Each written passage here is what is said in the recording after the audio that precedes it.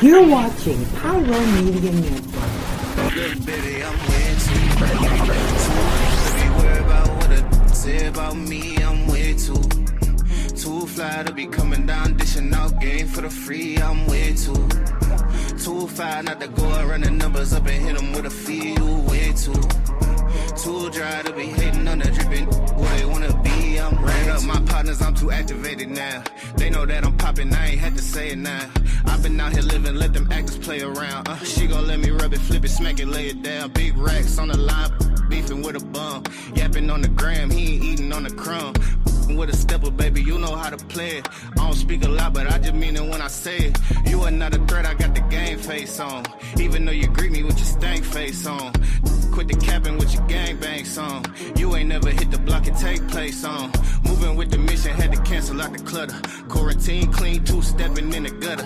Throw them foes up for the #1 stunner.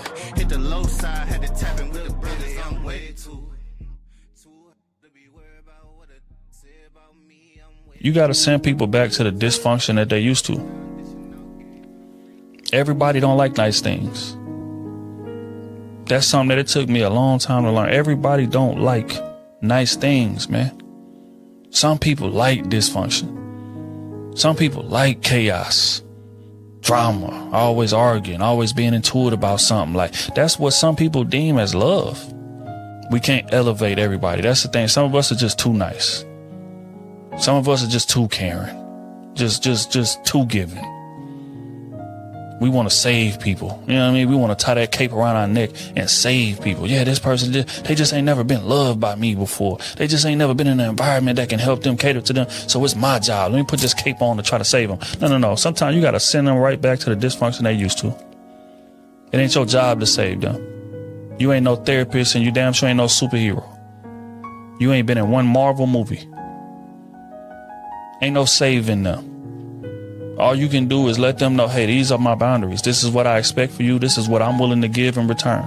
This is what I'm willing to reciprocate. If that ain't enough for them, it's time to move around to somebody who does appreciate what it is that you bring. Because trying to save somebody without a learn, you can try as hard as you want to. You are incapable of saving another grown person. That's lessons that they got to learn on their own. Not on your watch.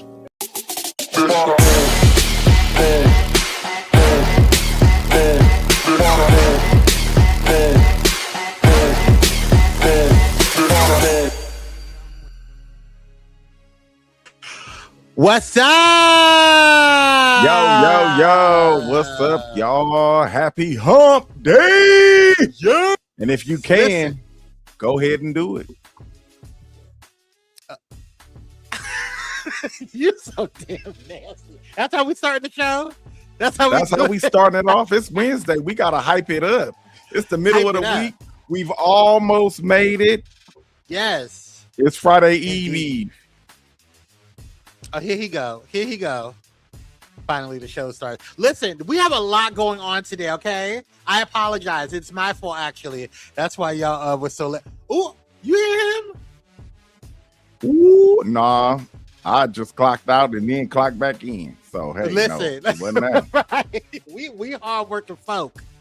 Let's see who's in the building. Dr. Holt is obviously in the building. Greetings to you, good sir. What is up, Michaela? I thought it was. See, here she go. Here y'all go with y'all mess. Kate is in the building. What is up, King? How you doing? Cyrus is in the building. Thank you so much for coming on through.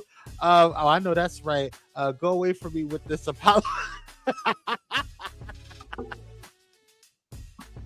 He's so damn stupid. I cannot deal with him. Michaela said, I ain't saving nobody. They save themselves. I know that's right. Let me tell you something. When it comes to the let them theory, it breaks that down so clearly. Yes. You cannot save anybody from whatever it is you are trying to save them from. All you can do is be there to support them whenever they succeed or whenever it falls apart. But it is not your responsibility to save them from anything. Get the book. It's a good book. I don't know if you can see it because my background's blurred. But yeah. Get the book, child. Let them. Let them. And it doesn't stop there. Read the book. It's a good one. Read the book. Shout out to Mel Robbins. Shout out to Mel Robbins. All right, y'all. Welcome to the show. We have a lot to talk about on today. We have a lot, as you can see on the screen, a lot going on in these internet streets. So we got a lot to talk about. Welcome to the show. As Malcolm has already said, happy Hump Day on to you. And we want to go ahead and thank all of the new subscribers that have subscribed to Pyro Media Network. Whether you're here for Pyro Power Hour or any of the other amazing shows on Pyro Media Network, we want to thank you guys so much for coming on through. Throw some yellow hearts in there for yourselves, not for us, for yourselves. Throw some yellow hearts in there for yourselves. You made love, and it's golden, and we loving like it's golden. Yes. Oh. Hola, ¿cómo estás? ¿Cómo estás to our lovely, Hola, beautiful ¿cómo cupcakes? estás, mijita? Yes, we love you, girl. Cupcakes is in the building. Oh, we got double the whammy. Oh, the gladiators are in the building today. We ain't gonna have no problems today. All right. Also, if you're loving the show and you love what we've been doing, go ahead and hit up that Cash App or that PayPal or that Stride. Okay? Cash Apps and all the information is right on the screen. All right. All right, shall we get the show started, sir? Yes, but don't forget to tell them to text Blaze at 833-793-2423. But you better go ahead and have it memorized. I didn't even put the thing up. That's right. I know that's right. Yes. Okay, let's get the show started, y'all. We have some breaking news.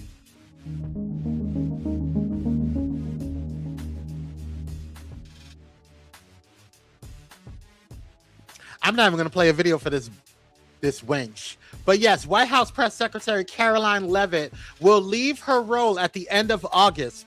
Y'all's President Donald Trump announced today. The imminent departure of one of the president's closest allies inside the White House marks a major shakeup for y'all's president's press operation.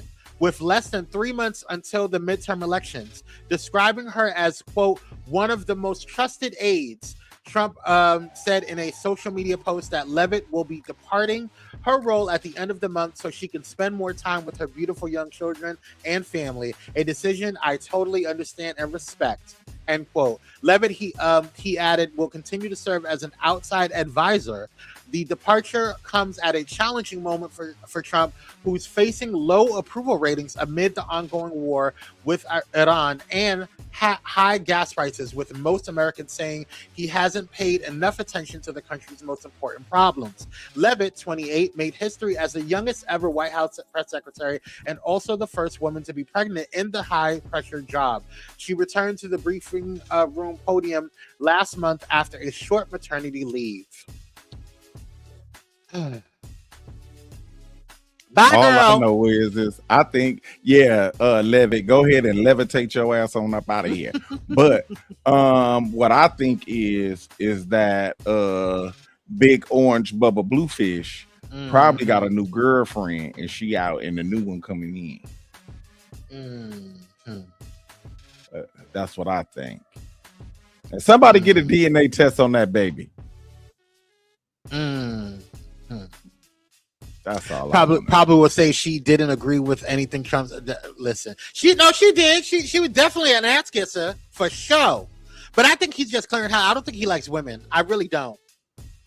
I think he just likes to dominate that. I don't think he really likes women though. Not in specific places. You see how he danced. I don't think he liked women like that either. My God, on today. Well, bye, girl. I hope you go on and levitate, Levitt. Beautiful gowns. That's all I got. All right. Bye. So today we can move on because that's all I got for the breaking news. Today was a new episode of Tammy's Take. I was special guest co-host on the show today. Tammy came back. She had a month of vacation and hiatus. Well, not hiatus, but a month vacation. And so she is back, and we came in with guns a-blazing. So I hope you guys go ahead and check it out. It was a great show. It was I had a good great show. time. Thank you so much, babe. I appreciate it. I had a great time with Tammy. Tammy is a phenomenal queen, and she has phenomenal insight and wisdom, and she is one of my good queens. And so, yeah. Well, let me serve notice to Tammy, okay? It will not be Tammy's take with Kwame. Okay. Oh, right. It'll be Tammy's take with Kwame and Malcolm at certain times. So listen, I can't do it all now. Listen. No. I'm good over here. I don't need to go nowhere. I love your show, Tammy. You don't want me to go anywhere. You ain't taking my co-host or my host, and then who I'm a co. Then what I'm gonna do? What I'm gonna do? You can handle it. You got it. You can do it. I'm trying to save other people's job, and she trying to kick me out of job. Hilarious. Oop. I enjoyed what I watched. Good job. I'm happy that you like the Dr. Ho. I appreciate it. We are so sorry that Kwame made us act up in your chat, Tim. Oh, child, please. Y'all know what y'all do. Oh, thanks, Michaela. I'm glad you got the chance to check it out. I said the same thing. Yella can't do all these shows. Oh my God, I love y'all. Y'all so damn cute. All right, y'all just love me. Okay, nah, I'm just playing, Tammy. That was a LOL moment, FYI. We know. She knows. She don't take it. Tammy's a dope queen. She'll be on here. We'll have her on Pyro Power Hour one time. Listen, cool. This Saturday is going to be the weekly rewind. That is going to be. This is a quick announcement, so you guys know. Tim and I have family coming in town next week, and so we're going to be taking a vacation. We have not taken a vacation all year. Okay, we got things to do. I have not taken a vacation all summer, and I would like to take a vacation on summer. So I will not be here. I will not be doing lives. There will be there will be shows going on that have been pre-recorded for next week. So definitely check it out. We may pop in every now and then, but next week there will be no Pyro Power Hour.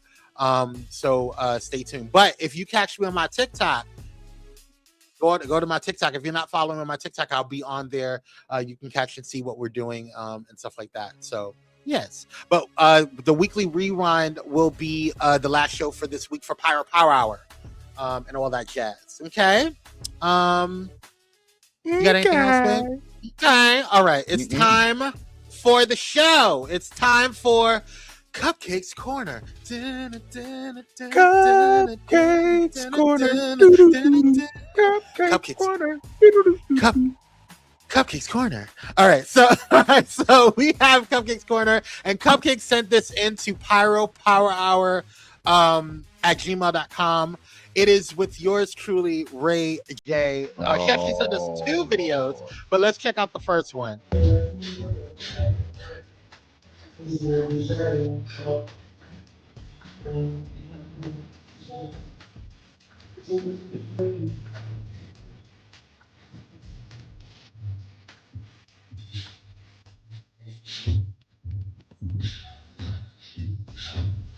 Is he okay? No, yeah, he's not okay. He's never okay. He is not okay.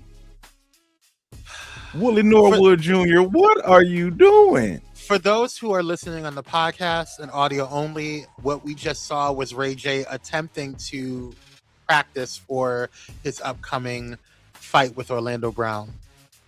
And it wasn't where he really was pretending to not throw punches and throw his head back. So I guess he's planning on getting beat up?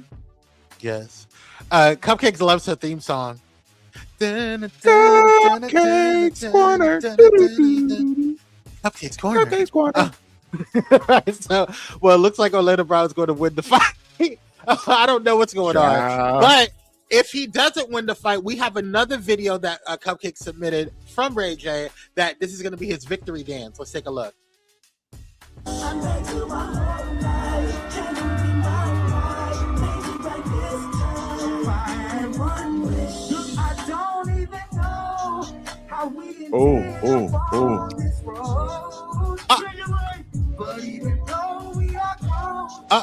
Girl, I want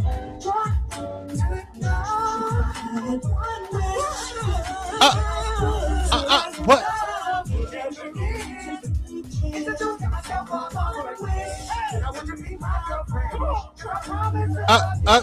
Okay. Look, I can't. What I cannot. in the train wreck holy hell is going on with look? I don't know what's going on with it, but the bruh is crazy. I know it's that made me glitch. Did you see how I just glitched? It made me glitch, and it wasn't the computer; it was my real brain. Ooh, shout! I don't know what's Because going whatever on. he is on came through the screen and fried my brain a little bit. Because that's drugs. I don't know what kind. Allegedly. I feel like that Caucasian man right now in the green shirt. What the hell did I sign up for? Is that his boyfriend Tammy up there with? You know what? Okay. Ain't no telling. I can't. Ray J love them men's. Shout out to the agency. Okay. Okay. Let's move on because I can't stand when he does that when he says the agency. You know, I want to know what the agency is. I've been gay a long time. A long time. Okay, I had a conversation. I ain't never heard of a agency. Listen, what is that, Jack? I don't. Shut up. Is Jack the agency? Oh, that's what it is. That's the only one. It might be sponsored by Jack. But I had a conversation with my brother the other day, and he was like, you know, shout out to the agency. He was trying to big up Ray J, and I said I'm over Ray J. He said, why? I thought you would want to sign up for the agency, and then I got annoyed. But I got annoyed because I'm sick and tired of gay baiters like him and Joe Budden and all the stuff. Whatever. I do think that Ray J is not really gay baiting. I think that he's a little, you know what I'm saying. But you know that's a whole nother conversation. Allegedly. But I feel like one thing that I can say about Ray J is that Ray J is a phenomenal marketer. He is a phenomenal marketer. He knows how to market. He knows how to get to these girls. It's not the drugs. He just needs to come out. I swear he will feel so much. Oh, Dr. Holmes. I don't think he needs to come out at this point. That's like saying the brat needed to come out. We gotta go. Okay, let's move on. We're running out of time. That was Cupcakes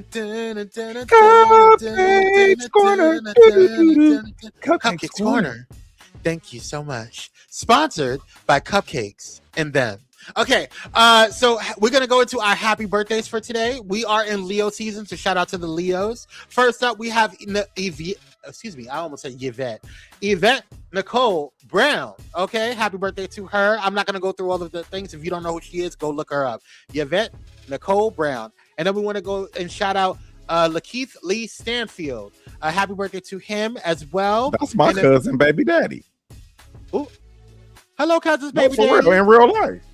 Oh yeah, that's what you did tell me about that. Yes. Yes, shout out to him. And all that jazz. And let's see. And Sir Mix-a-Lot, happy birthday to you, good sir. Yes. Happy birthday to all of those people, fans. Yes. I like big butts and I cannot lie. You other brothers can't deny. Okay, let's get into Mix-a-Lot. Let's get into what's poppin'. Sponsored by Astroglide. Okay, so let's first. It's sponsored by Little Mama. Baby got back. Yes. Hey, LA face with the Oakland booty. Okay, all right. Let's get happy birthday to all of y'all. Let's get into what's popping. First of all, there's been some rumors going on surrounding Ray, the singer Ray, and Michael B. Jordan. I don't understand why y'all are going crazy over this. I think this is a little special. I think y'all got this wrong, but this is my personal opinion. I don't put nothing past anybody, but I think this is really silly. But apparently, because they found, or they saw pictures of or they saw Michael B. Jordan and Ray at an amusement park, they are assuming that they're dating. But let me pull up the article real quick. Here we go. Sources say that Michael B. Jordan and Ray are not dating after being spotted at Six Flags, and claims they're working on a movie project. So while the internet was buzzing about the potential romance between Ray and Michael B. Jordan after their recent Six Flags outing, sources told TMZ that the duo is actually teaming up for a movie soundtrack and they're not dating. So, yes, there's that. What are your thoughts? They're not dating yet, maybe. I don't know. But leave people alone. I mean, even if they are dating, I don't care. No, a lot of people care about who Michael B. Jordan is dating. That's Michael B. Jordan. That's because they want him. They can't get him. Look at Michaela said they just friends. You don't know who Ray I know is? that's. Yo, Cupcake, you need to check out Ray. She has great music. I think you would enjoy her. Guess what? I don't know who Ray is. She's beautiful. Yes, she was. She was. And that's a good look. What was the last music awards that we saw? Babe. What was the last thing that we saw? The BET Awards. She was singing at the BET. You were like, "Who is this?" And I was like, "That's Ray." And then we saw she has a phenomenal voice. In their rumors, because I know she's not dating my husband. Like, ooh, wait a minute, you better watch out, Ray. Michaela coming for you, girl. Who is this wax looking child? Oh, you know what? You're just so mean. Child, call me Mike. Let's discuss. So now you and Michaela just got dibs on Michael B. Jordan like that. He can't have a life. I told you, a lot of people care about who he's dating. Mess. And they not all in this chat. They all everywhere. Listen. Okay. Anyway, well, good luck, y'all. He is. He's handsome. He's very handsome. Yeah. All right. Next up, we have Brandy Norwood. Brandy is I'm not playing the music because y'all know how YouTube is. Anywho. But Brandy did the remake for, well, not the remake, but the intro for A Different World that's coming out. And I'm going to be honest, she sounds really good. Well, I mean, there's not a doubt it's Brandy, but you know how people try to remake songs or whatever, and it's like, why did you do that? You did too much. But like, she did a phenomenal job, and I really enjoyed her rendition of A Different World. I don't think anybody's going to compare, in my opinion, to Aretha Franklin's rendition, because it was just a lot of so. And who did it before? I think it was Dawn. What was her name? Dawn. She wrote it. Dawn Lewis. She wrote it. Dawn Lewis. Thank you. I was trying to remember her last name. Dawn Lewis. Yeah, she wrote the song. But I think that Aretha did it the best, in my personal opinion. I mean, people debate Dawn Lewis, between Dawn Lewis and Aretha. I don't think it matters, but that's the Brandy's is song. Dope. Brandy's is dope. It's better than Boys to Men's, because Boys to Men did it too. Oh, they did? I didn't know that. Mm-hmm. I can't see that. Yeah, I'm excited I'm excited for A Different World for sure. Thank you, Cupcake. See, this is why Cupcake is one of our mods. And girl. A Different World comes out on Netflix. Put a link in there. In what is it, September? September, yes. But yes, Cupcake's put it in the comment section right there. If you're watching on anywhere else, check it out on YouTube. She put the comment link in there. But you guys can go to Instagram and find it, or anywhere to find Brandy. Just go to her Instagram if you haven't gone or seen it yet. That's my man. So after the show, go to the link. Yes, please. Thank you much. Thanks, Cupcake. Love you, girl.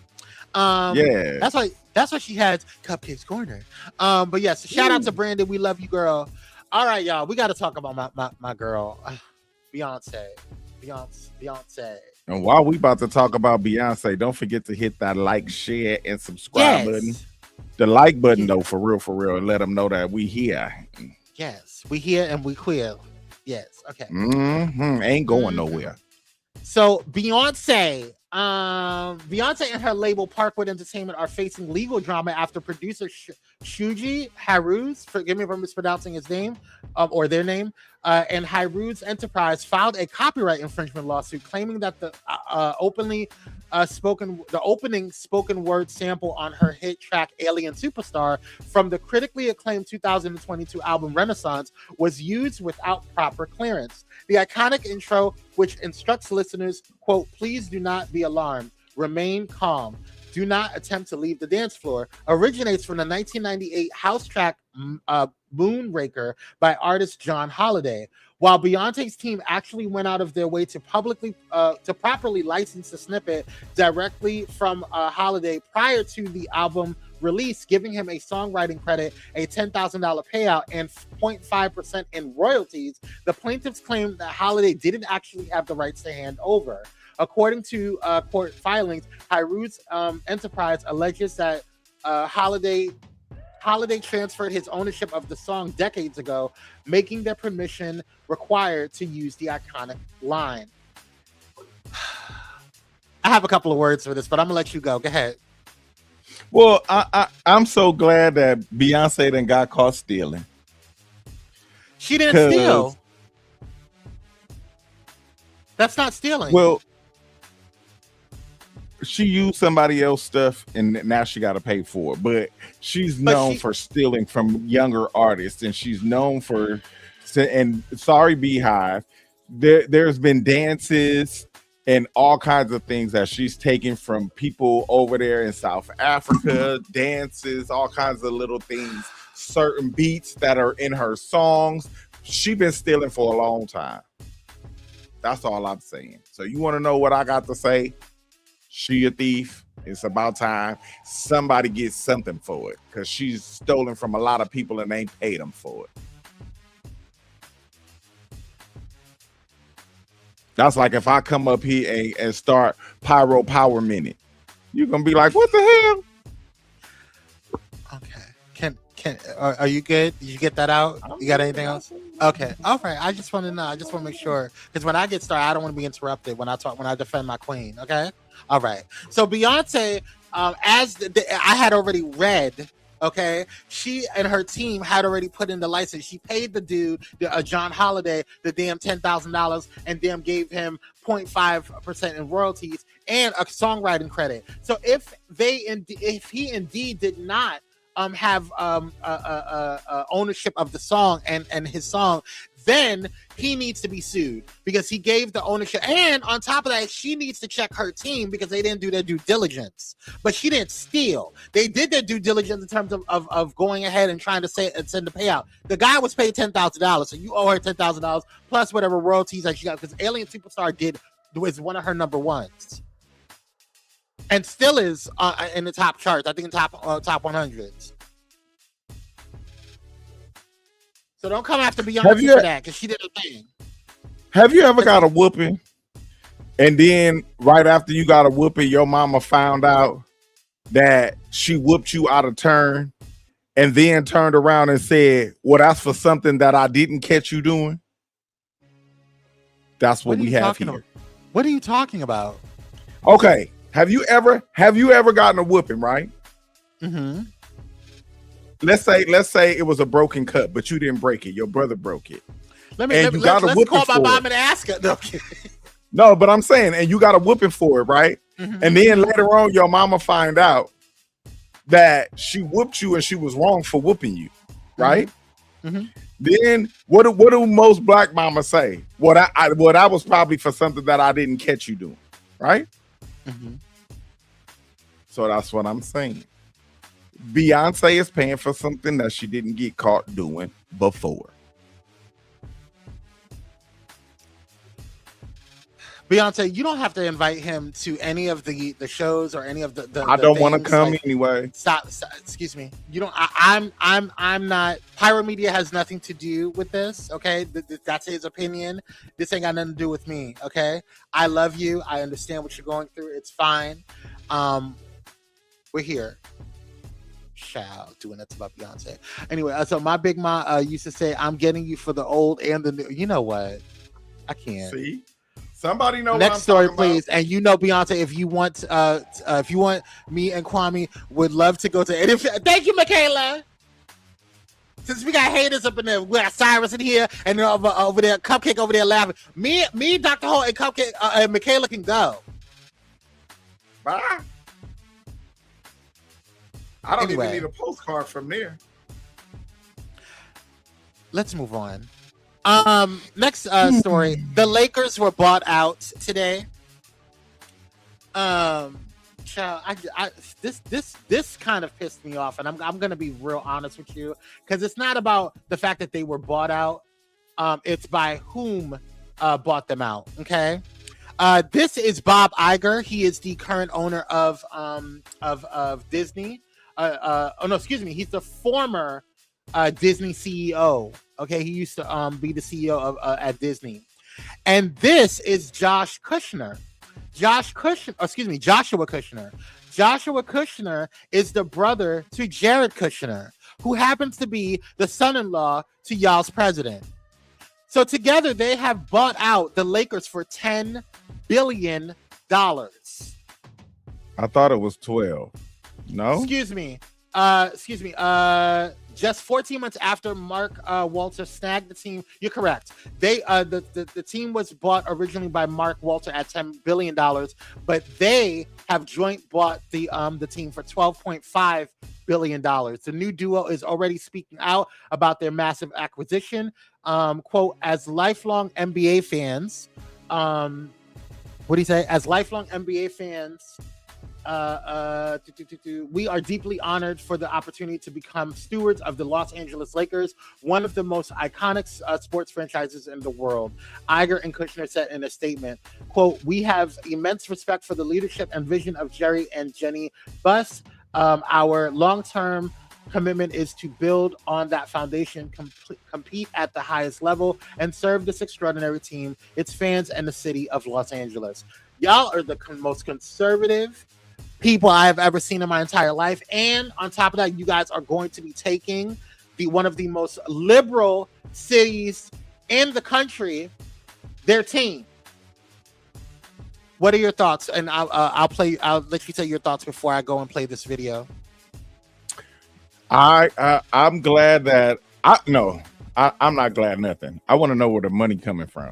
That's what I want to know, because the previous owner, and probably the reason why he sold it is because of he owns ICE detention centers and prisons for profit, and LA is full of minorities, Hispanics especially, that are being targeted by ICE. He also owns the Dodgers. So I've never really cared about basketball that much, but I am a diehard Rams fan and a diehard Dodger fan, and I have to let the Dodgers go when I found out that this man owned them. Damn shame. Having the fans that are 90% Mexican. I ain't even going to say Latino, 90% Mexican. And the guy owns ICE facilities and prisons for profit. Get out of here, bro. So where's their money coming from? And then to find out this is a Kushner? No way. This ain't even getting any better. So where's their money coming from? What do they do to get their money to be able to buy it? Until I find that out, I don't have an opinion, because I don't know. I want to know where the money comes from. Where the money reside. Okay, so we have this influencer that went ahead and started talking about. I don't know who he is, but and I have not seen the video, but so this is gonna be our first time watching it together. Let's take a look. First LeBron James, and now the whole entire franchise been sold once again. So if you're not familiar, the Los Angeles Lakers have changed ownership twice in just the span of a year. $12.5 billion. Yes, that is what the Los Angeles Lakers sold it for to Josh Kushner and Bob Iger. The team just sold last October for $10 billion to Mark Walter. And now he has went ahead and flipped the franchise and sold it for $12.5 billion, which is now the highest price ever paid for any sports franchise in history. Socialites, what is going on in Los Angeles? Go ahead and drop them down in the comments below, and make sure you stay tuned as I deliver you more. Okay, there's that. So, yeah. All right. Well, shall we move on? Let's go. All right. I just want to make sure you had your time, because this is your city. So I just want to make sure. Let's get into now. Dr. Holt actually sent this in, but we're gonna. He went into a new segment, but I thought it would make more sense for it to be put into "Excuse Me, Bish." Okay. So and we got to talk over the music, because it's something. It's the y'all know that there's been the new song "Quiet on the Creek," which I love that song, "Quiet in the Creek" by Saucy Santana. Y'all know that they be having, and they got, you guys know that they have all types of challenges and things of that nature. Well, Dr. Holt sent this into to the Pyro Power Hour at gmail.com email. So let's take a look, and we got to talk over it, because we can't. I don't want to have any copyright issues. And I used to go fishing when I was a little girl. We got to talk right over it. Yeah. Oh my God. What is happening? Look at the booty. Look at the Is this a football team? Oh, this is. I don't know what's going on. Yeah, that's Michigan State. Y'all better stop. Their girlfriends is gonna be really upset when they see that. Girl. They girlfriends is gonna be upset. I'm so tired of that damn creek, because it ain't been. The creek hasn't been quiet, child. What is wrong with that? A whole team of gals? Hilarious. Y'all are a mess. A whole team of gals. What you laughing for, Cyrus? They were supposed to be football players. I ain't never seen football players act like that. Not bouncing them titties. Mm-hmm. That AKA stance, one of them took. Okay, you know what? That whole video smells like ass, musty ass. Okay, let's go. We can't see this one. We can't have nice things. I couldn't have said it better myself. All right. So that was Excuse Me. Don't forget, you guys, to go ahead and check out our Substack. If you haven't done so already, we're going to be dropping new stuff Substack this upcoming Monday. So definitely check that out. And if you haven't done so already, go ahead and join our Patreon. We're going to be restarting the Uncovered series in September. Yeah, September.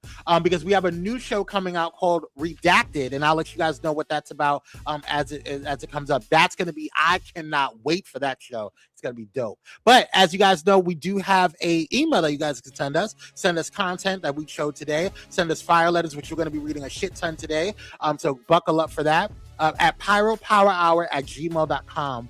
And don't forget to donate at Cash App, PayPal, or Stride. Yes. All right, let's get completed with the show here, or at least with what's popping.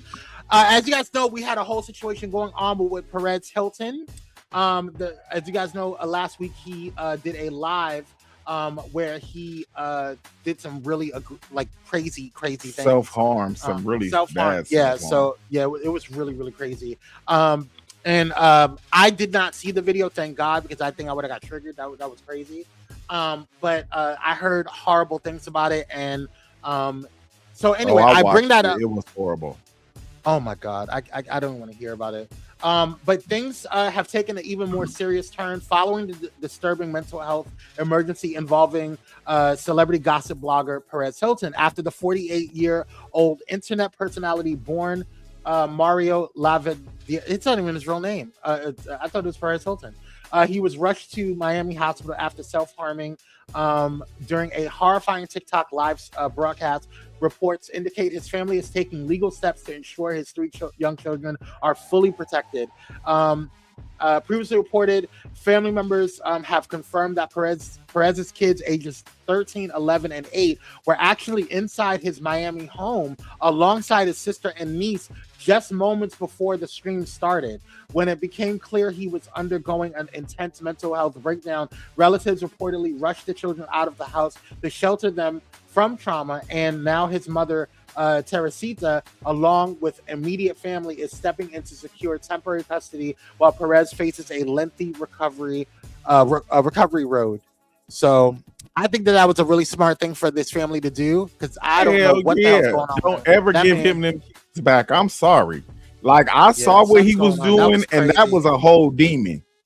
Like, that was a whole demon. I don't care what you talking about, and I hope he get better, because I got a lot to say, but I just really want him to get better, because it's sad when people sell their soul and the devil come to collect, and you actually get to watch it. It's really sad. There it is. That's a word right there. And I just pray that God have mercy on him, and but he don't never need to get. He should never be alone with anyone's child moving forward. Because that kind of psychotic break, I don't think you can ever mend that back together. You could glue it up a little bit, but it's still no. Wait a minute. You know, Cupcake brought up a good point. He's 48. Aren't you 48, babe? I'm 48. Right. Damn, you look so good. What happened? Well, you know, we just said it's Beijing, baby. It's Beijing. That's what you it's so stupid. Shut up.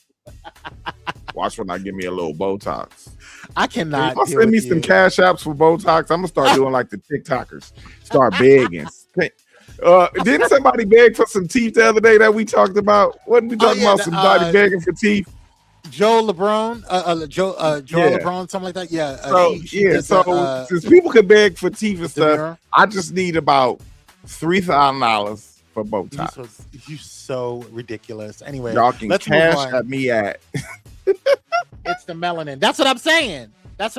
Yes. Anywho, it's time for Use a Dummy, bitch.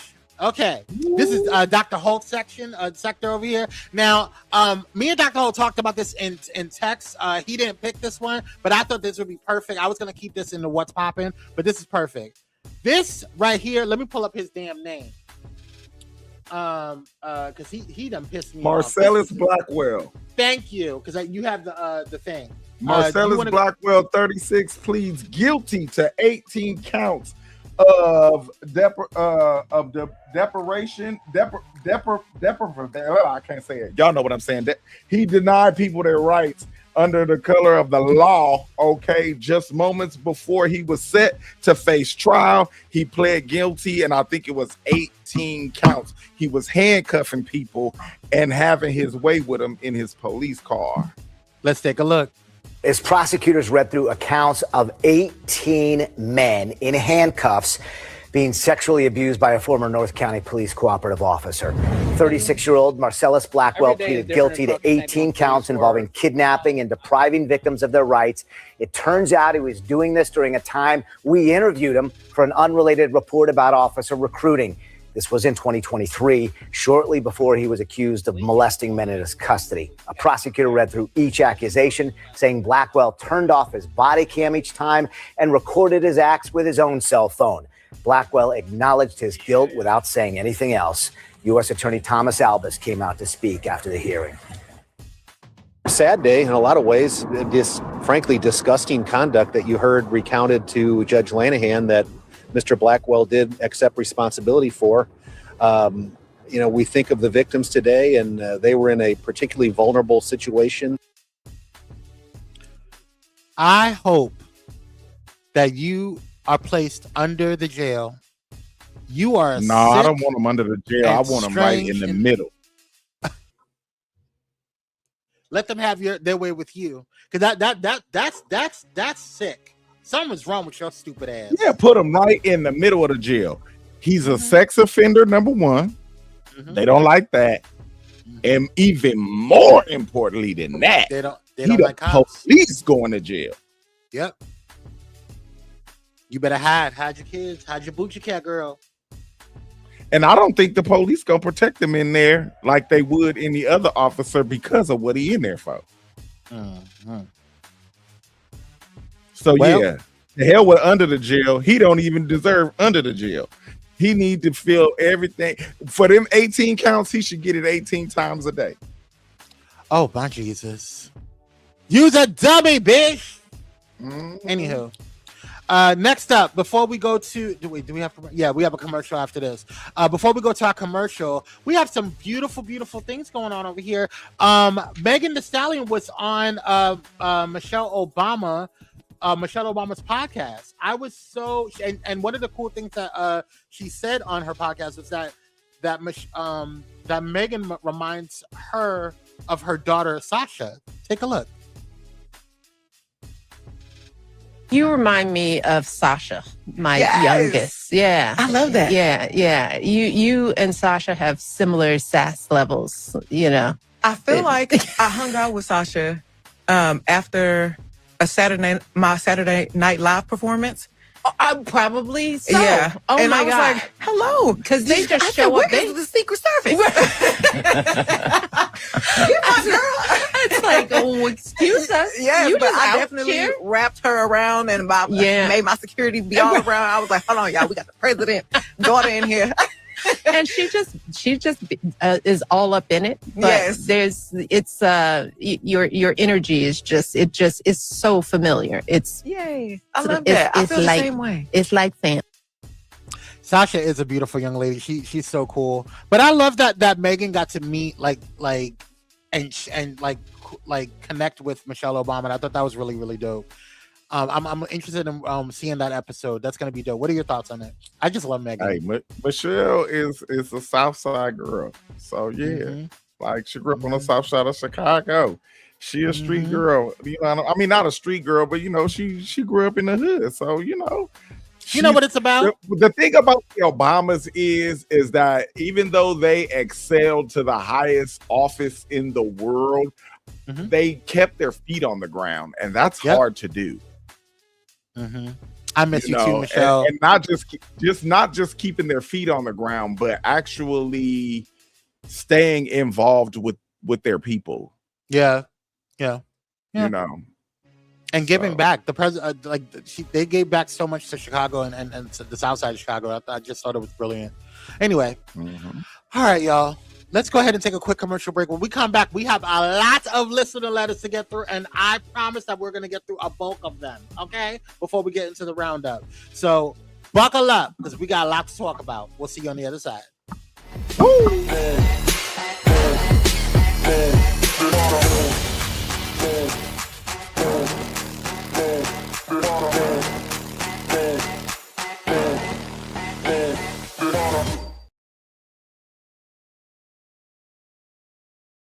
Hey, how y'all doing? Real quick, this is Daryl Walter, host of the Daryl Walter Show. I know.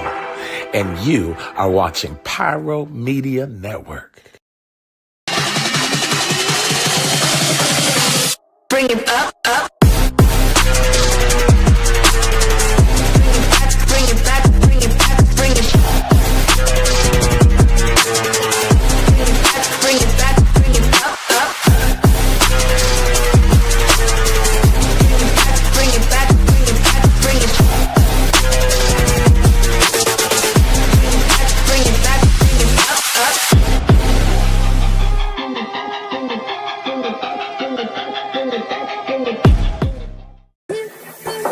Hey, it's Dr. Nicole D. Vick from Dr. Victorious, and you're watching Pyro Media Network.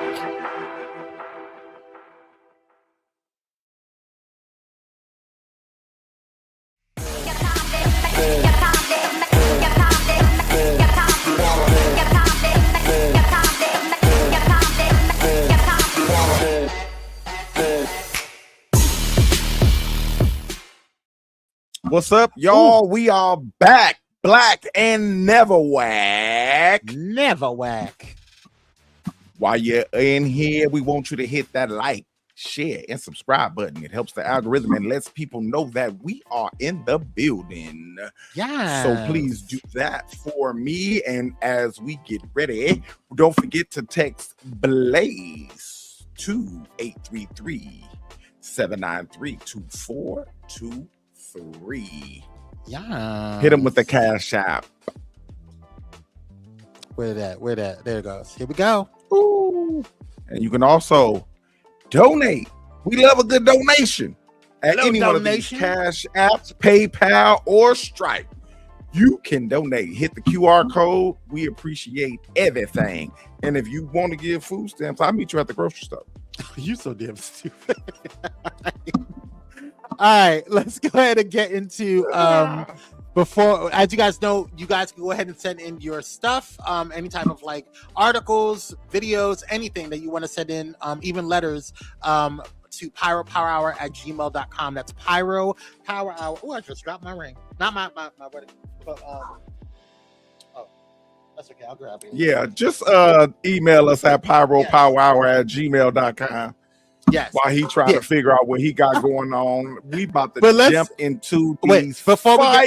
we're not going to get to the fire letters yet. We're going to go and there's a video that was submitted by Keats, actually. So I have not watched it. I don't know what it's about, but he said that this was funny. So we're going to go ahead. Yes, pay your tithes and offers. Blessings. Thank you so much. Let's go ahead and take a look at it. Confession. Robin, please don't judge me. This is going to be a doozy because they always started out with this. Robin, please don't judge me, but I feel like I have married someone that is clearly not my sexual equal. Okay. Everything else is on point, don't get me wrong, but to get straight to the point, my wife is not a swallower. What? That may not seem like a big deal to you, but it is a really heavy turn on to me. She says she neither likes the taste or the consistency. I've tasted myself. What? And I think I taste fine. My diet could use some work, I will admit, but it's nothing over the top. And it's not like she has to hold it in her mouth. So I guess since this can be looked at as an acquired taste, I've been trying to get her used to it. Every now and again, I'll put a splash in her coffee. What? If she asks me to make it, or sometimes in a mixed drink, since we have a bar at our house. She doesn't even notice, But over time, while this has turned me on, I've started to feel bad. I know I probably need to stop, but it's just something about her downing those drinks that turns me on, and we ultimately have a pretty good session. Literally nobody else knows this but you, but I just had to get it off my chest. Bitch, why'd you put it on my table? That's what I'm saying. This is a crime.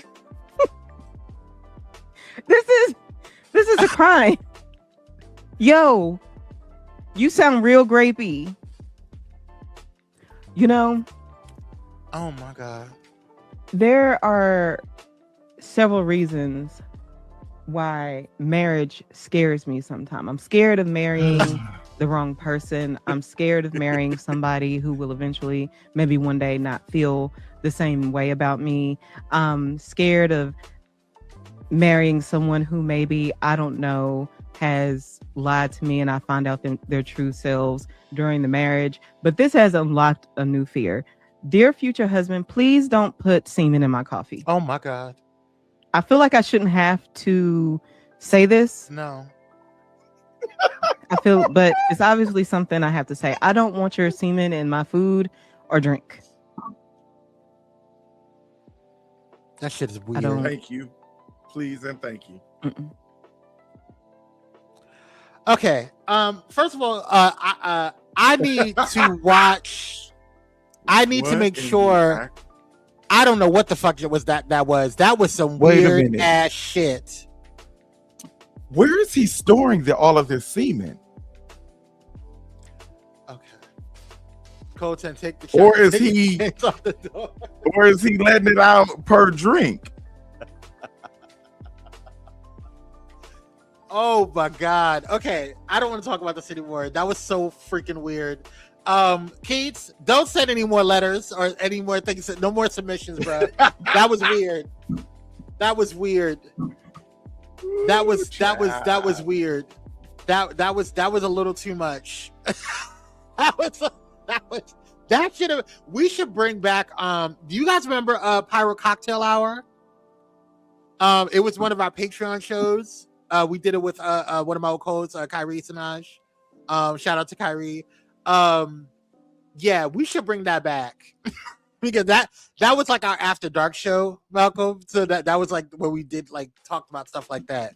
We might have to bring that back in Patreon.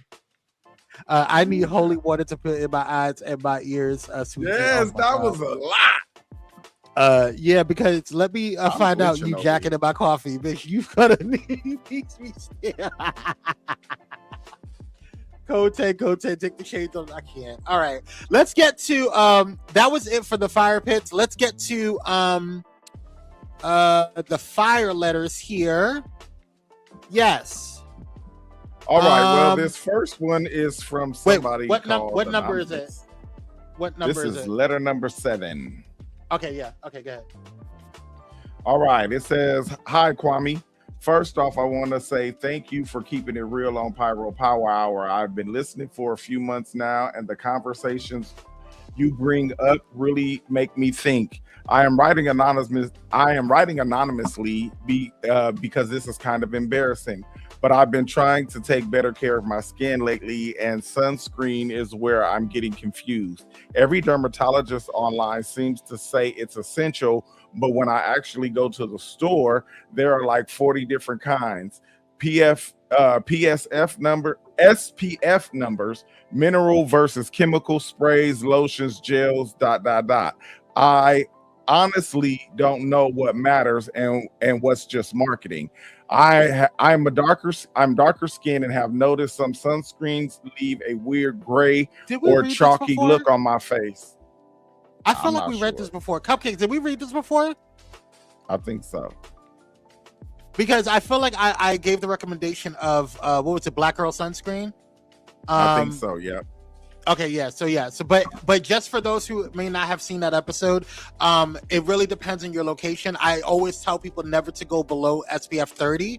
That's the basis. And you don't need to go any higher than I use SPF 50 because I'm in California and it's really sunny out here. So I just like to protect my skin. But if you're going to the beach, then I always recommend the highest SPF that you can get. anything above like if you get 80, there's SPF 100. I think that's ridiculous. And I think that's unnecessary. So, and I think that's gonna be it may clog your pores. So just do SPF 30, between 30 and 50, and I think you'll be fine depending on where you're at in the world. So yeah. Should you want me to read the next one, or you got it? Go ahead. Hold on one second. I can read it if you want. I got it right here. Is that number 8? Yep. Yeah, go ahead. All right, dear Kwame. First off, I would like to thank you for everything you do on Pyro Power Hour. I've been a listener for a while now. Oh wait, and hold on. Yeah, we read these two. Go ahead and read the new ones. Yeah, I thought we were backlogged. I read this one already. I'm sorry. Go ahead. I just saw it. No, it's not your fault. That's totally on me.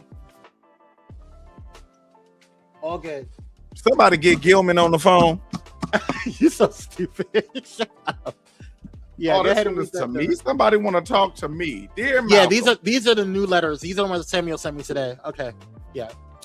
First off, thank you and Kwame for everything you do on Pyro Power Hour. I've been a listener for a long time, and one of the reasons I keep coming back is because you both aren't afraid to tell people the truth, even when it's uncomfortable. I am writing anonymously because this situation is very personal, and honestly, it's been weighing on me heavily.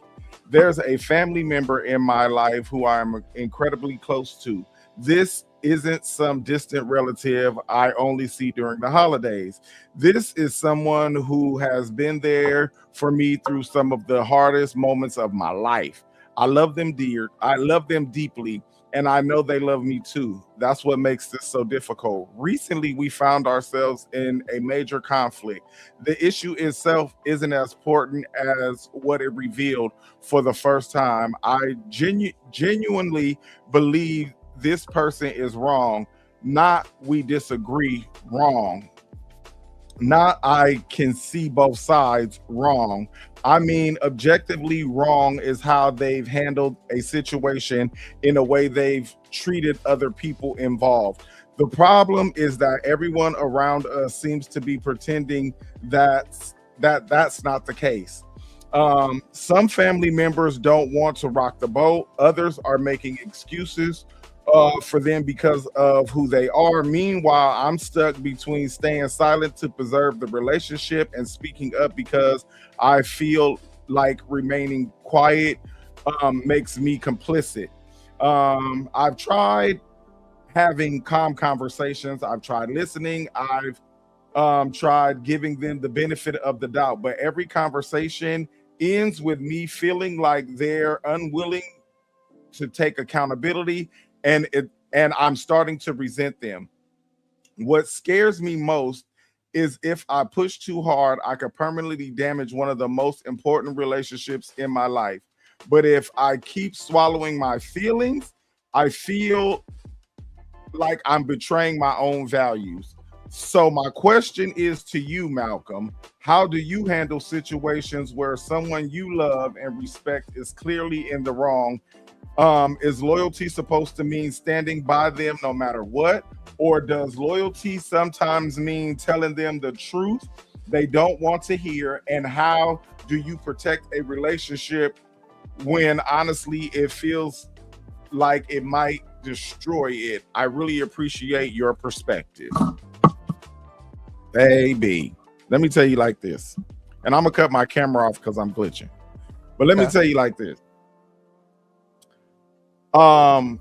Anybody who loves you and values you will respect you when you tell them that they're wrong. Yeah.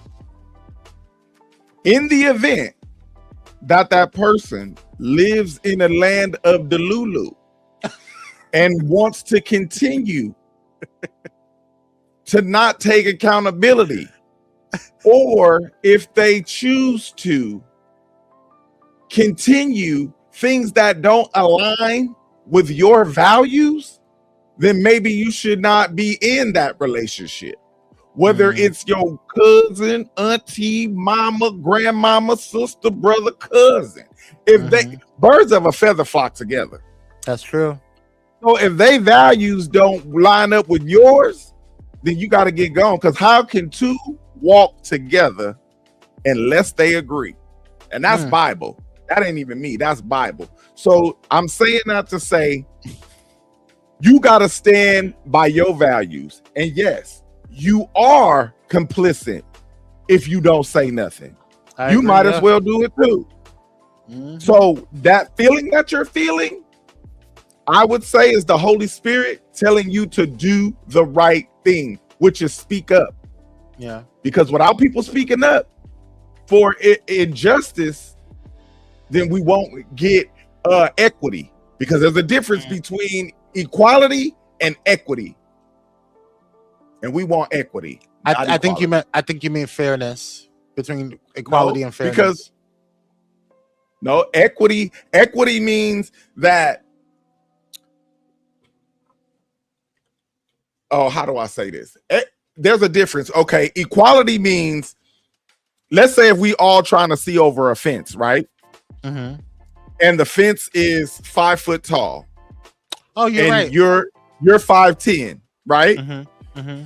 And they give everybody the same box, but you're already 5'10", so you can see over.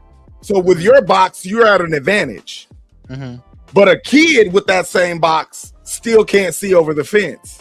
Right. A short lady with that same box can't see over the fence. Right. But if you give the kid 2 boxes and take your box away, you can still see.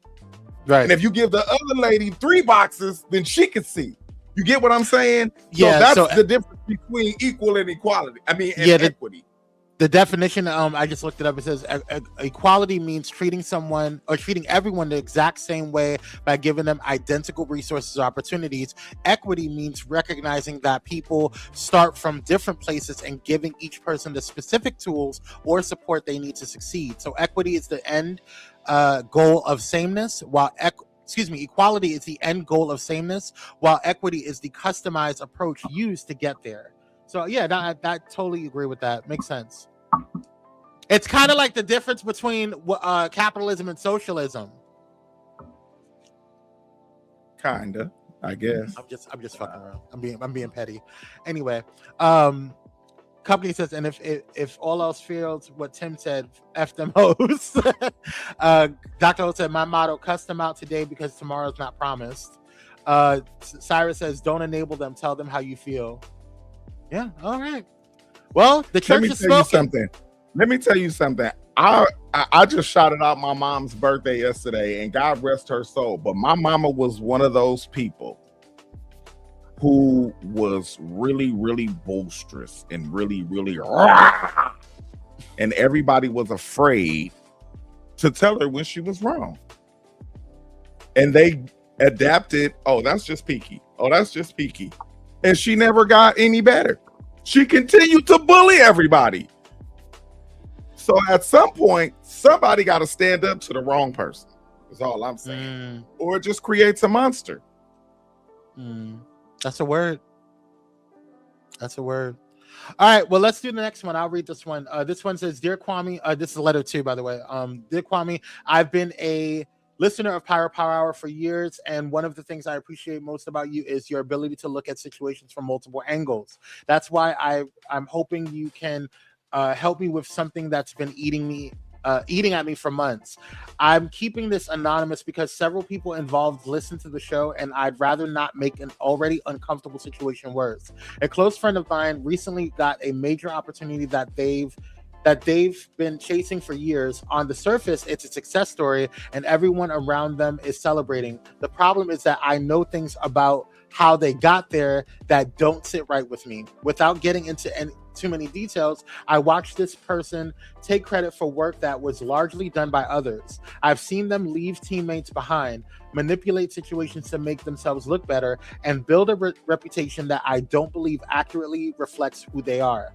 None of it was technically illegal or against any official rules, but it definitely wasn't honorable. Now they're receiving praise, promotions, and recognition, while some of the people who actually helped make it happen are being overlooked. Here's where I'm struggling. This person has always been one of my closest friends for over a decade. They've supported me through difficult times, encouraged me when I wanted to quit on myself, and shown up when I needed them most. They aren't a villain. They're a complicated human being who has done both good and bad things. Part of me feels like I should say something and challenge them on their behavior. Another part of me wonders whether that's my place at all. Maybe I'm holding them to an impossible standard. Maybe success always involves messy decisions that people don't talk about openly. What makes this even harder is that whenever I bring up concerns, I'm told I'm being jealous or bitter. I've spent a lot of time asking myself if that's true. I don't think it is, but I can't completely rule it out either.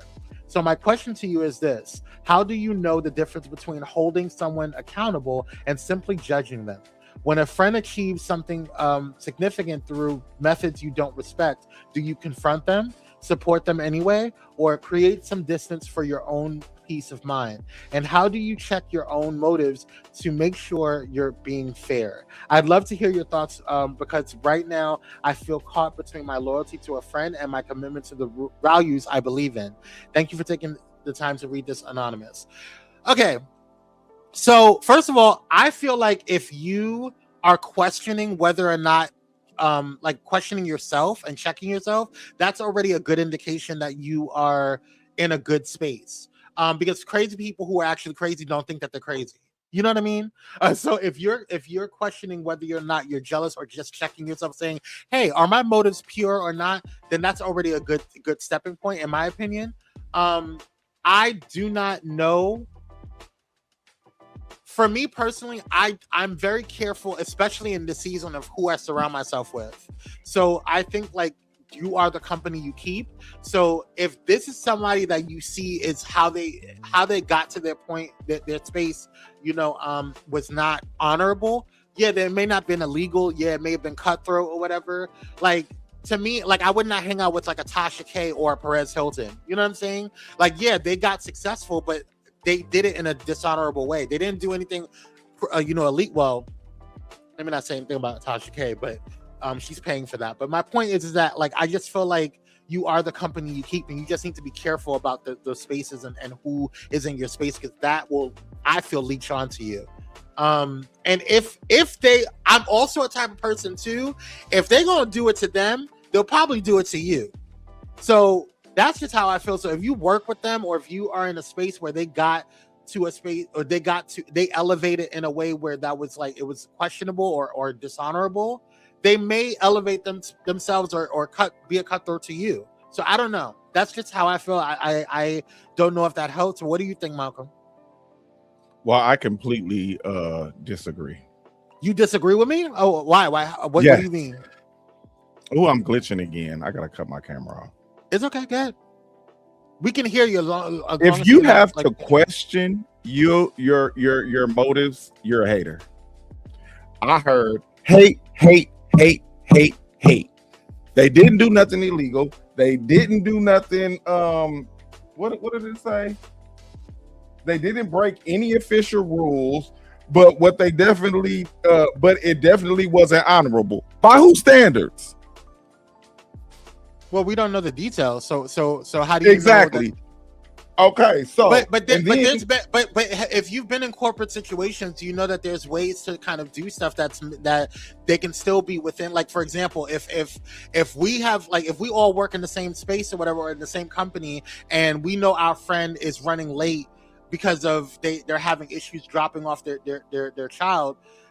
I mean, the honorable thing to do is like to cover our coworker and not like report them. But if you know that you're going up to a promotion and they're going up for a promotion, but you know that they are qualified to do it, but they're having issues just with their child. I've seen this happen before, and I'm only saying this scenario because it's happened in a previous job that I worked at, where like the person was having issues getting to work because they had to drop their child off at a certain time, and the promotion would have helped alleviate their schedule. And that person who was not even really qualified for it, but was really charismatic, and we were all cool, went to our boss and was like, yeah, she comes to work late every day. And they went back to check, and they found out that she was, and that we were all covering for her, and she got written up and she wasn't able to get the job. That's not honorable to me. That she didn't do anything illegal.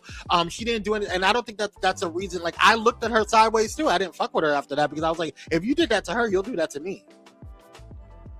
You know what I'm saying? That's just a ratty little snitch bitch, and I'm not talking about that. But that's what she's talking. Well, I don't know. That's what this person is talking exactly. about. You just gave your scenario, but that ain't what we're talking about here. We don't know what they're talking about here. But for me, if you got a question whether your motives are pure or not, then you a hater. Because if you coming from the heart, then you know you coming from the heart. You know flat out, like, hey, you did, like the last letter, you did something wrong. I don't fuck with that. Yeah. But if you gotta think about it, or am I hating? Am I really hating, or am I not hating? Nigga, you hating. You trying to talk yourself out of not hating, or talk yourself into continuing to hate. You sound, man, get out of here. You're a hater. You're a hater, and as long as they're successful in doing whatever, and it ain't illegal, and they ain't hurting nobody. As long as they not hurting anyone, okay, and not. I'm not fully with that. I hear what you're saying in terms of like the perspective of them possibly being like, because me personally, like, if you are confident like in your decision or in your thought frame, like, yeah, it's okay to be retrospective and or introspective rather, and think about like, kind of think about it, but you should confidently come back from that introspection with a decision on whether or not you think that your intentions are pure or not. So I get that. But at the same time, she doesn't sound confident anyway, or I keep saying this person doesn't sound confident anyway, because of the fact that, like, if they were confident, then they would already have the confidence to even have a conversation with the person in the first place. So I'm kind of on the fence with that. Like, I can see your perspective on whether or not that they could possibly be a hater, but that from the sense of like them not having the confidence to kind of be firm on that decision, because they're not even firm wanting to talk to their so-called friend about their concerns. You know what I'm saying? So I get that. Yeah. But I don't know if the friend, the so-called friend or the coworker or whoever they are to the person is in the right anyway, or if they're to be honest, we need more detail, because it could be a number of things. So we need more detail. We're really speculating, but yeah. To me, sounds like you're a hater. Well, those are our perspectives. Do you want to read the next letter or what? Because we're running low on time. All right, here we go. Dear Kwame and Malcolm, first I want to thank you both for creating a space where people can bring real life struggles without feeling judged. Oh, I just judged the hell out of that person that before the last letter. Sorry. Oh, damn. Okay. I didn't mean to do that. Oh, shoot. It's cool. Sorry, y'all. It wasn't no judgment. I'm sorry. No judgment. We listen. Like we don't judge. Damn. Well, we should do that before we read the letters in the first place. We listen and we don't judge. Yeah, but that was a lot of judgment that just came out of my throat. Oh man. Damn. Yeah. All right. So thank you for creating the so-called safe space. All right. Okay. I've gone back and forth whether or not to write this letter, but I could really use some honest advice. I am a Black gay man in my early 30s, and while I've become comfortable with who I am, my relationship with my mother has never fully recovered after I came out. To be clear, my mother didn't disown me. She didn't throw me out of the house or stop speaking to me. In many ways, that almost makes this harder. She still calls, she still checks on me, she still tells me she loves me, but there's been this unspoken distance between us ever since I learned I was gay. I mean, ever since she learned I was gay. Okay, sorry, y'all. It's like she's grieving. It's like she's grieving a version of me that never actually existed. Every family gathering eventually turns into a conversation about marriage, children, or finding the right woman. Sometimes it's subtle, sometimes it's not. I've spent years trying to explain that this isn't a phase of rebellion or something that can be prayed away. Yet part of me feels like she's waiting for me to change my mind. The thing is, I love my mother deeply. She sacrificed so much for me growing up. She worked long hours, went without things she wanted, and did everything she could to give me opportunities she never had. When I think about the people who have loved me the hardest in my life, she's at the top of the list. Lately, I've caught myself having thoughts that honestly scare me. I've started wondering if I should try dating women. Not because I'm attracted to women, not because I suddenly realized I'm bisexual. I'm not. I've known who I am for a long time, but I'm thinking about how happy it would make my mother. I think about the relief on her face if I brought a woman home for Thanksgiving. I thought about how proud she would be to tell her friends that I have a girlfriend. I think about how much easier family gatherings would be if I played the role everyone seems to want me to play. A part of me knows that wouldn't be fair to the woman involved. It wouldn't be fair to me either. But a part of me wonders whether making the sacrifice for people we love is just a part of life. Am I being selfish, choosing my own happiness over my mother's expectations, or am I setting myself up for years of regret if I try to live a life that isn't true to who I am? I don't want to lose my relationship with my mother, but I'm tired of feeling like I have to choose her acceptance and my authenticity. First of all, no. No. Okay. I think that you need to take the finger pointing away from your mother and point it inward. If your mother is still calling you and still doing all of these things and made all of these sacrifices, yes, in the back of her mind, she probably does want you to have a wife and kids and all of these things, but you can still have those things as a gay man. Okay, you can have a husband, you can have children, you can have all of that nuclear thing without compromising your happiness, because it seems to me like it's more your insecurities with how they feel versus how they really feel. Yeah. And let me say this from personal experience. I am not bisexual. I am not, but I have had situations where I was in a similar situation like this, where I was like, you know what, I just want to make my parents happy. And one of the things that I had a conversation with my mom about a while ago, after, like, you know, I came out for the second time after those marriages, I had a conversation with her and she said, Kwame, I just want you to be happy. And when we had that kind of, like, you know, that deep conversation, that coming to Jesus moment, it was more of a situation where, like, mothers only want to see their children happy. Yeah, they may have their aspirations for us. They may have their things where mothers want, or mothers think that, you know, what their children should go through, or how their children should grow. But ultimately, a good mother wants your child to be happy. Wants their child to be happy. And so those experiences, like Tim said, like, or like Malcolm said, you know, having those experiences of having children, growing a family, building a life with someone, those things can still happen. Like, we can't be in this monochromatic, you know, very, like, secular, heteronormative space, because that's not how the world is. Number one, we keep putting ourselves in a box, and number two, we keep putting God in a box, and God is so much bigger than our own thoughts and our own aspirations and what we think is a blessing for us. And you could be missing out on a really, really great man because you're trying to please your mom, and what you think, she thinks your life should be.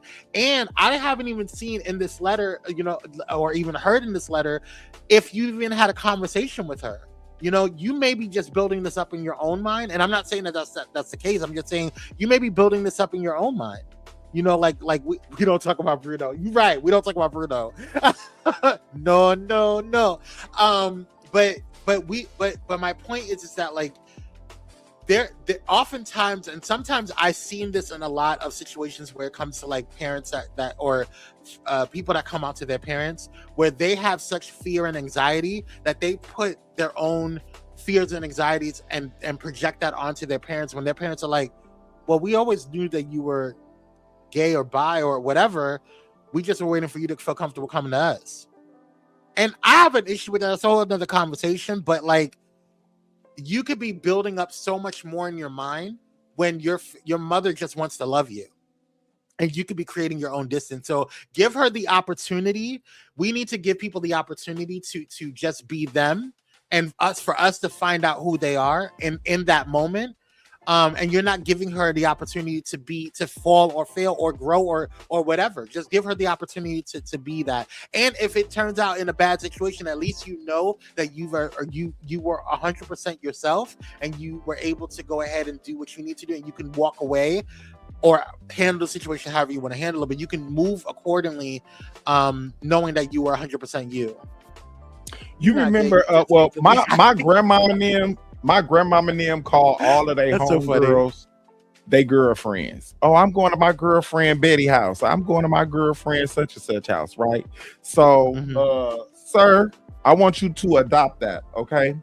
So get your good Judy, okay? That's your girlfriend.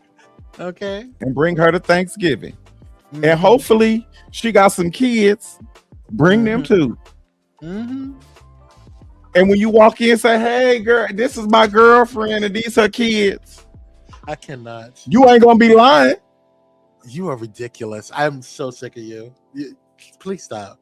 Dr. Holt said, again, she already knew you was a gal. That's her red wagon. She can either push it or pull it, girl. I know that's right. It's her. That's her thing. So like that, let her be with herself. We don't even know if it's her thing. I don't think it's her thing. It don't sound to me like it's her thing. It could because be. A mama who mad ain't finna be calling you. You could call her. She gonna pick up. She gonna talk to you. She gonna make sure you all right. But he said she called and she do. A mama who don't like you. That's not necessarily true. I knew someone who their mother felt obligated to make sure that she checked on him, but they never talked about his homosexuality or him being gay. They never talked about it. And anytime that he brought up, like, hey, you know, that's not love. That's obligation. I said a mother that love you, like he said. Well, that's true. That's not love. That's obligation. You just said it out of your own mouth. She felt obligated. Well, you know, I try to meet people where they are, and sometimes you have to leave them there. That's just how I feel, you know. Sometimes you have to leave, and sometimes like maybe that's if that is how she's handling it. Like for example, the example I just gave, he now just well, at least from the last time I talked to him, he now just has a conversation whenever she calls to check on him. That's where he leaves it at, but that's on her. He has to live with his life. He's not going to change who he is to appease her. You know, because he's not doing anything illegal. He from the last time I talked to him, he has a very good job. He has a very good life, and his partner is really good to him. So, you know, like, I don't know. Well, I don't know. OnlyFans is not considered a good job. Okay. All right. Let's move on. He's a gal lady. It's her thing. She can keep bringing up the kids and shit. Okay. Let's move on. Shout out. Do we have time for? You want to do one more letter? And that's we're good. Okay. We'll save it's these a lot. letters. It's a lot. We got like 3 more letters. I ain't read no more letters. Hell, it's 7:30, 9 o'clock, 8:30. Yeah, we gotta go. Let them. All right. So we love y'all though. Hey, keep writing though. I keep begging for these letters. Let me not do that. I done beg for these letters, and y'all done sit to me and I'm talk trash. It ain't my fault. I'm gonna call Gilman. We're gonna get this show produced right. All right, let's move on. So let's do the quick Hump Day Hottie. Shout out to Keats for coming up with this segment. The Hump Day Hottie for today is Da Vinci. Da Vinci is at least the last time I saw him on, he was on what is it? All American, the game, the show. Well, the Very last handsome time young I man. seen him, he was on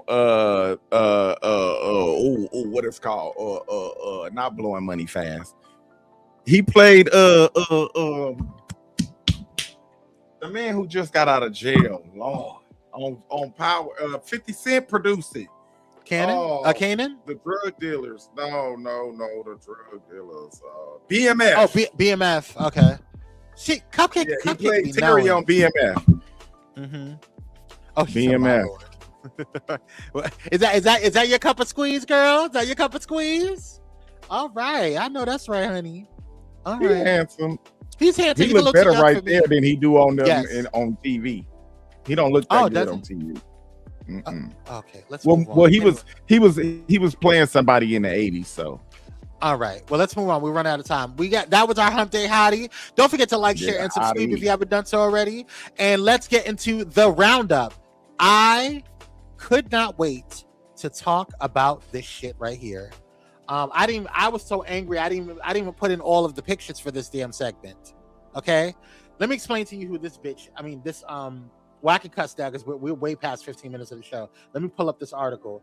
This bitch is the former NBA player Royce White, and Royce White, former NBA player and Senate candidate Royce White has updated followers and said the wig he ordered after declaring for the 2027 WNBA draft has officially arrived.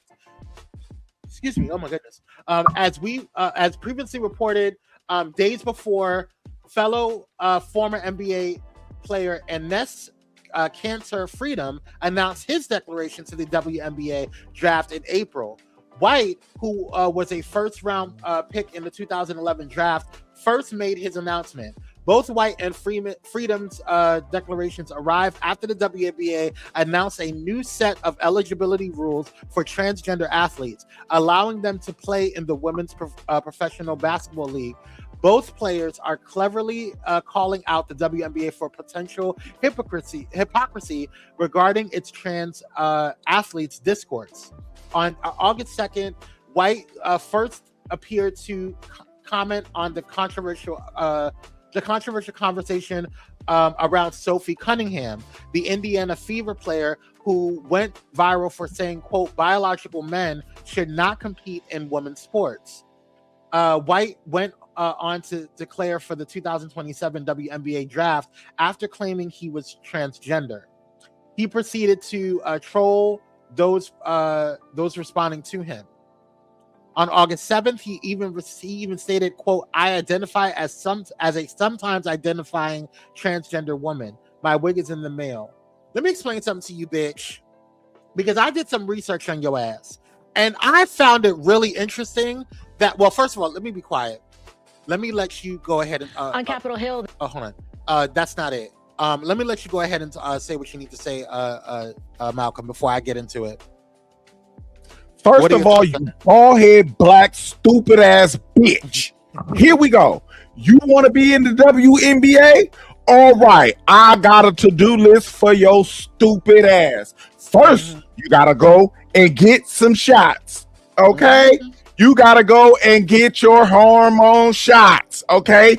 Then, once you finish with your hormone shots, I need you to go to Dr. Miami and get you some titties. I'm talking about some good titties. Nice, big, fat titties. You need to get you some titties. Then, when you get healed from getting your titties, then you can start your 3 years worth of therapy, okay? Because we got to make sure that you ain't crazy, because right now you sound crazy as a motherfucker, but you might not be. So just in case you really are transgender, we got to get you into therapy like the rest of the transgenders. And then for not just you, but for the rest of us, you can reconstruct that ugly ass mug to soften it up, because you look like a dick. Okay. My turn. Once you're done with that to-do list, we would love to sign you up for the WNBA. As a matter of fact, I'll even pay your salary. And I don't have 2 dead nickels to rub together, you dumb bitch. All right. Damn. Thank you, Malcolm. I appreciate it. Okay. So I did some research on your bitch ass, and you happen to be not only a former NBA player, but you also was a candidate on the Republican Party. So not only were you a candidate for, I think it was Minnesota or Missouri, I can't remember which one of the two, but you failed to win that candidacy because you know why? They got their prime. Well, you were not primary. You lost to someone who they wanted anyway. Happened to be one of them. Okay, little Caucasian. Okay, so you cooned for no reason. And that's the problem with y'all. You don't seem to understand that they don't care about you. You are not one of them. You will never be one of them. His nose looked like the tip of a dick. Stop it. Okay? The bottom line... He pissed me off. You know, you better wait till the end of the show to piss me off. Pissed off. And so my point is, my issue is, and we're gonna get into another coon that's coming up for the last portion of the show, is that you don't see, like, none of these people care about you. That you are just a monkey to them. You are just somebody that they're coming in that you can just play the role. You're not.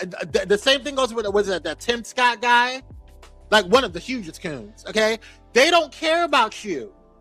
They don't care. Uncle Ruckus, so you can no sit relation. there, Uncle Ruckus, you can sit here, Uncle Ruckus, all you want, girl. It's not going to work. They're still going to look at you, and they're still going to treat you the same way they treat every damn slave that their ancestors used to deal with. They don't care about you. They think that they are superior to you. So while you're sitting here shitting on your own people and shitting on people and trying to go up and fulfill their agenda, you think this is going to make a difference for you? It's not. I hope the checks are worth it. I'm so sick of these Uncle Tom shitting on their own people to just go clean out the fucking other people toilets. You gonna shit on us to go clean their toilets. Mm-hmm. Stupid ass. Shout out to Caitlyn Jenner because we got another athlete coming to the transgender community. Shout out to Caitlyn Jenner. You got a partner. Maybe y'all could go together. Maybe. We'll see. I don't think he's trans. He's just sitting there full of shit. But anyway, speaking of coons, I think I'm in trouble. My mother-in-law is texting me and she don't text me during the show. I think I'm in trouble. Let's move on. So speaking of coons, let's get to this coon. This is Officer Tatum, if you guys don't know who the hell he is. Okay? I don't know. I'm not even gonna call him Officer Tatum. Tatum. That bitch. He yet again, I didn't even know who the hell he was, to be quite honest with you, until he did that interview with that boy. I'm not even gonna call him Nolan Wells' friend, but the boy that was with Nolan Wells, because there ain't no friend gonna do that bullshit.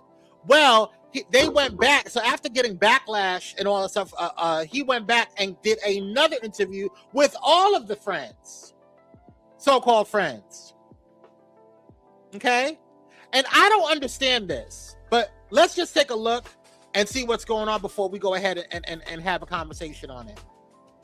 How do you guys think that this should have been put out to the world? So first off, I wish that none of this would ever happen. I wish Nolan could still be here with us today. But other than that, I feel like his mom blasting us on social media from the get-go, saying that he was out there with Warren and another guy. That's where it first started to take off. And then also the fact that she posted a picture of me and Morgan and another guy and Nolan on the boat together, blasting that out there, pushing this narrative, kind of, I guess.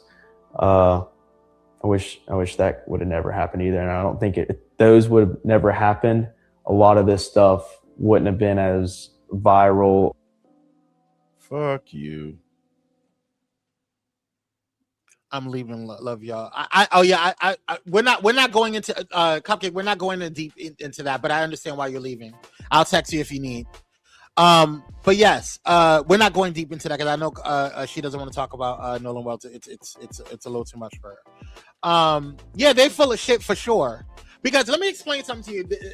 I really, it's less about Nolan Wells in this situation. Well, it is, everything is about Nolan. It's about Nolan Wells. But I want to focus on these fools for a second.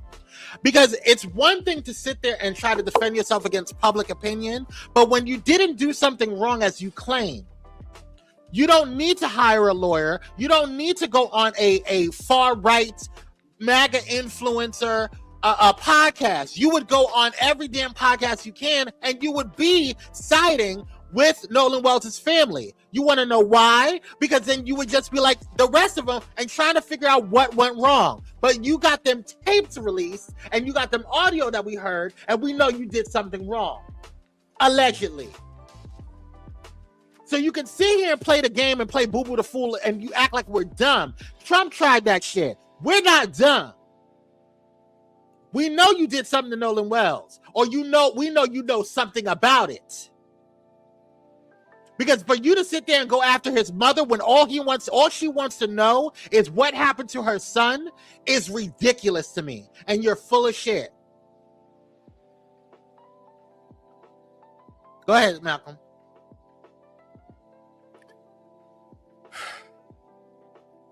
Amen. Moving on. Okay. Let's move on. All right.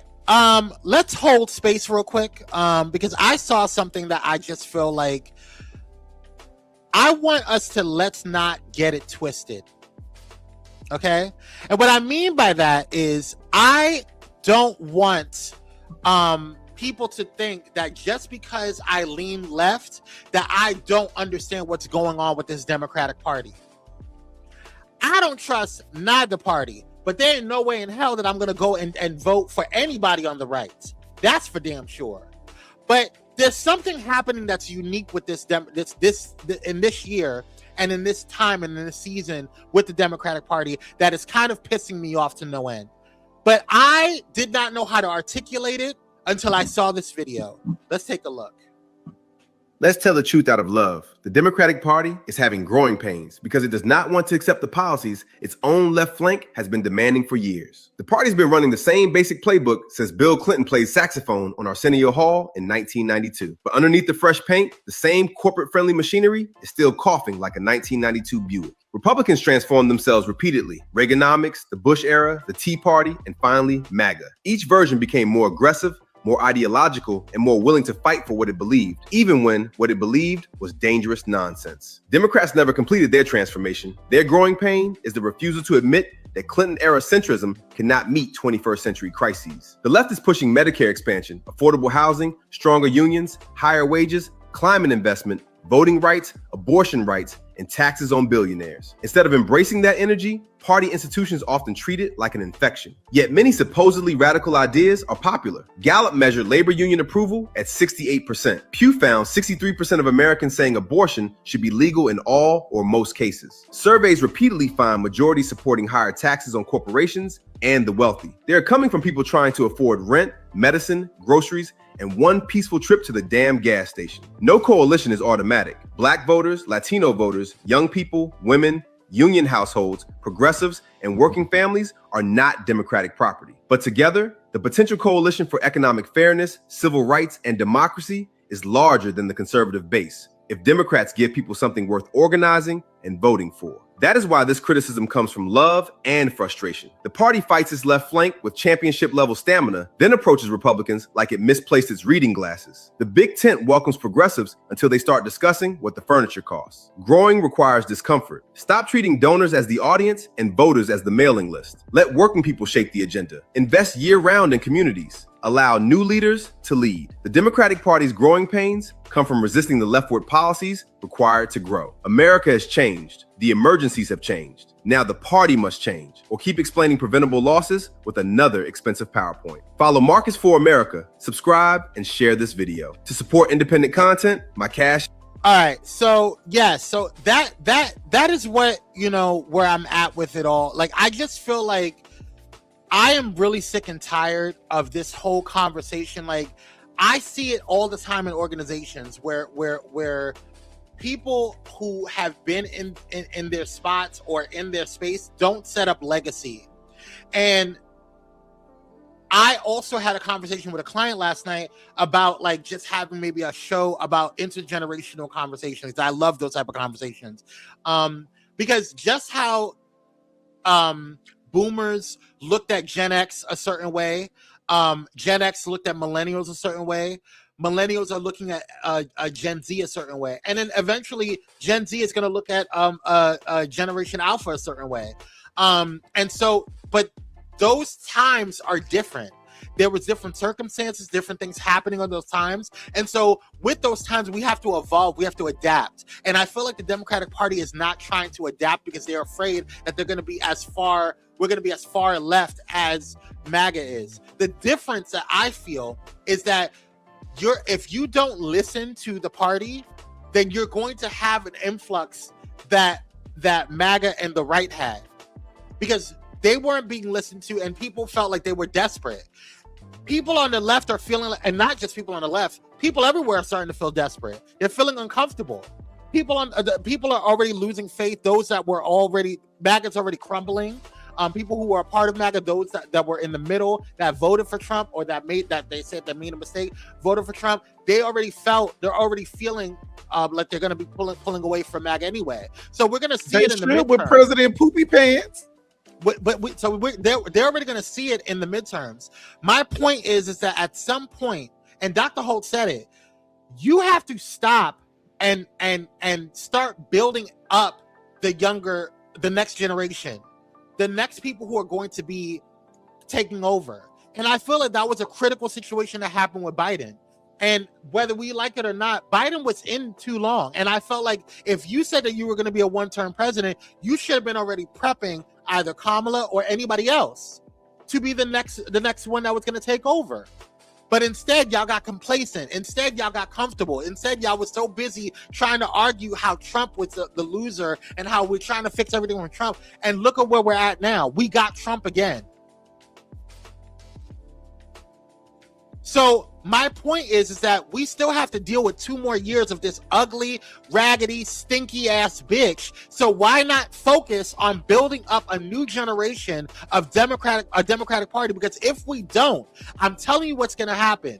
You're not going to see a Democratic Party or Republican Party. You're going to see a new party that's going to get sick of all of y'all. Because right now, I said it a couple of years ago, or I think it was last year before the 2024 elections. I was not impressed with either one of the parties. I was not impressed with neither one of the messaging. One was too far right and racist, in my damn humble opinion. And then the other one was all mixed messaging. We can be a 110 party. And when I say we, I'm talking about the Democratic Party can be a 110 party, but still have proper messaging. Like, you guys are so busy trying to knock out these progressives when half of the world, or 75% of the party, is progressive. That's what we've become. Because we have to now swing the pendulum the opposite way because it went too far right in this last election. Welcome to the laws of physics. What goes around comes around. So instead of fighting and having infighting within the party, grow the hell up, grab some cojones, and start building a new party. You should be some of y'all should be working on your damn retirement. Pass the torch. What happened to Martin Luther King's Democratic Party? The ones that was ready to fight for stuff. These old lazy people. I agree with Dr. Hope. Pass the torch. Auntie Maxine, and she's from right here. Time to go, girl. Ain't you like 89,000 years old? We went to high school with Jesus. You know what? You're so stupid.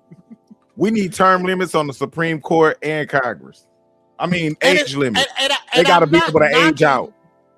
And I'm not knocking the work that the Democratic Party, the older guard, the establishment Democrat Party has done. I'm not knocking that at all. What I am saying is that it's time for us to go into a new space. Amen. It's time for us to move forward. And right now, just like how parenting is different now than it was when I was growing up.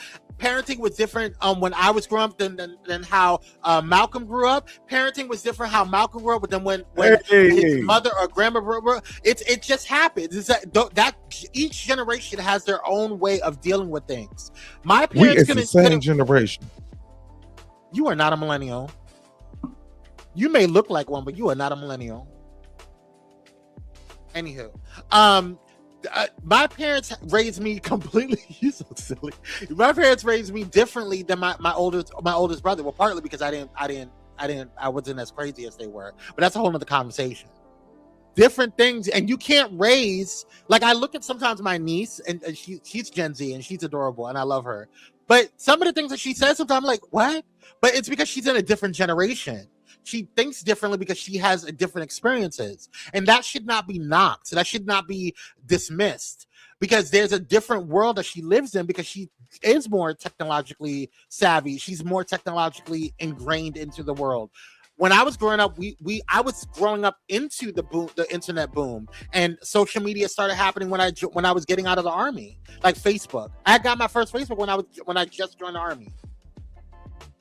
So it's like you can't react to things, and I say all of that because at the end of the day, I wish the Democratic Party would unify because you have a strong chance at being a very powerful party and having a very powerful movement. And it's okay to be like, I see AOC kind of walking back a little bit and not being so, what's the word, aggressive in her progressiveness, but you can still have common sense moves and movements and stuff like that, but you don't need to knock that fight out of other people. And I don't see her doing that, but I see other people doing that. Like, we need to get rid of people like Cory Booker. I'm sorry. I think Cory Booker needs to be primary. I think, what's his name? The minority leader, Schumer. Hakeem you gotta Jeffries? go. Hakeem Jeffries, yeah, I was talking about the Senate minority. I'm sorry, but yes, Hakeem Jeffries, you got to go too, girl. I'm sorry. You were great from when you first started, and you were a great establishment Democrat, and I think that you moved properly. You were great at rallying the party and getting people together and energizing the party and getting the people together. But now you just in everybody's pockets like the rest of them, girl. I'm sorry. That's just my personal opinion. Love you, mean it. Sorry. Got them today. They are to serve advisors given. Exactly. Just be an advisor. They called us older millennials.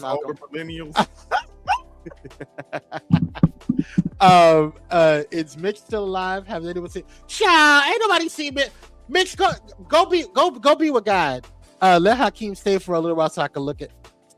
You know what? That's not cute. As I get some cash apps for my Botox, I'm gonna really look like a millennial. Oh my God. Thank you so much. Let me know your thoughts on what I said. Thank you guys so much for watching. Do you have anything before we go, Malcolm? Yes. Cash app me for Botox.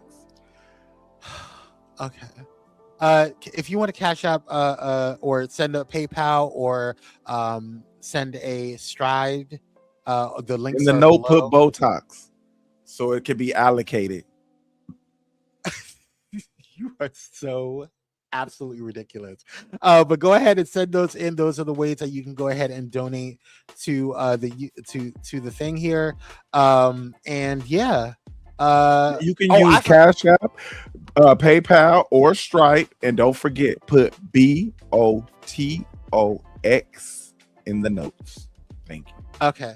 And then you're so damn stupid. Kwame and his size is killing me. Why you mean? I'm just saying. It's just like, my God.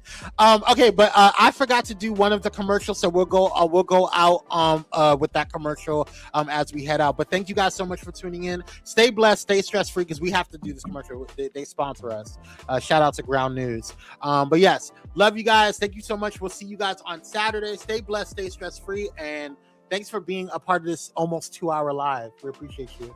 Love you. Peace. Bye. The news is divided. Ground News puts it back together, so you can see how many sources are reporting on any breaking story. where they fall on the political spectrum, how reliable they are, and who owns them. Compare headlines and read full articles to see which details are prioritized, exaggerated, or left out entirely. Because the more we understand the media, the more we'll understand each other. Visit ground.news to learn more.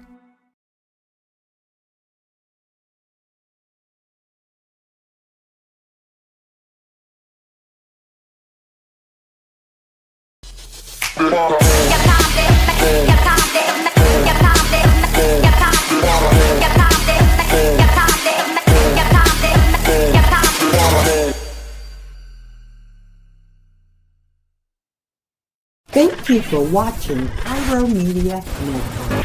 For more information, please visit pyromedianetwork.com.